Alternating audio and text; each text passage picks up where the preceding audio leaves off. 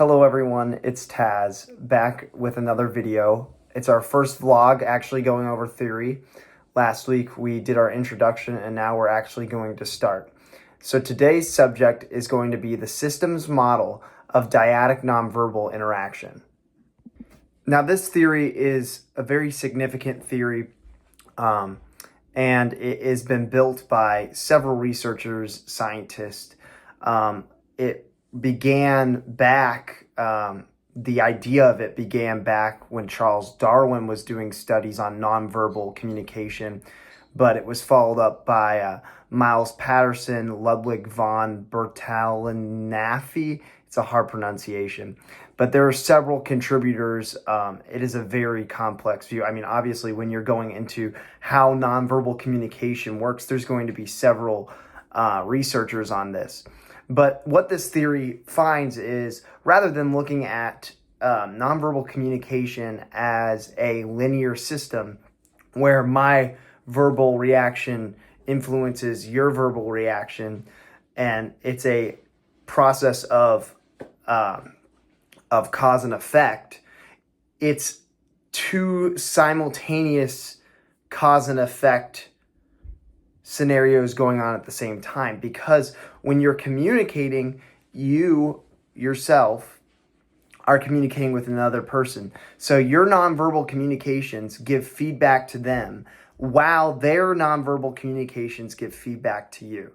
So this is very significant because it can spiral in different ways. For one, if both parties have a negative impact, it can actually increase hostilities towards one another. It can spiral something into an argument that spins out of control. So if two people are negative, they're feeding off their negative nonverbals, and that's something that can play into that. Two positives can play into a positive reaction in which both parties treat each other very well and respectfully over a course of a conversation, while negative and positive reactions can play kind of as a balancing act between the two.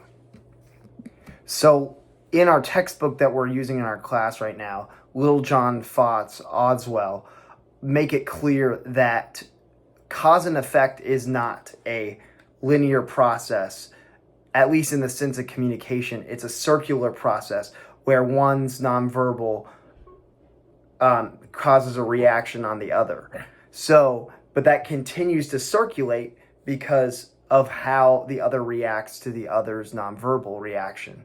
So they're reacting off of positive and negative cues from nonverbal. So why is this important to people in emergency settings, first responders? Well, for one, EMTs especially, it's the big audience I'm talking to this week. When we are with patients, one thing that is always critical, it's very well preached upon, is that we need to put on a face for the patient no matter how we're feeling. Our nonverbal and our verbal communication has to be very professional, polite, positive. And the reason for that is, while especially when we see from this theory, is basically if they are negative, they are going to play off our cues. So if we react negatively to their negative cues, it is only going to increase hostilities between the patient. Also, if you are negative in any way, it's going to increase your chances of potential lawsuits and stuff like that. My instructor in EMT school always told me that the easiest way to get a lawsuit was to piss off your patients. So yeah, ultimately this is a good theory because of how well studied it is. Like I said, there's several researchers on this, all who did actual research and test and experiments on the effect of nonverbal communication. And what they found is nonverbal communication is a constantly ongoing process where two people are giving signals at the same time. It's a little bit different. I think what's hard for us to understand is that communication for us is one person talking while the other person is listening. But nonverbal communication is always going on.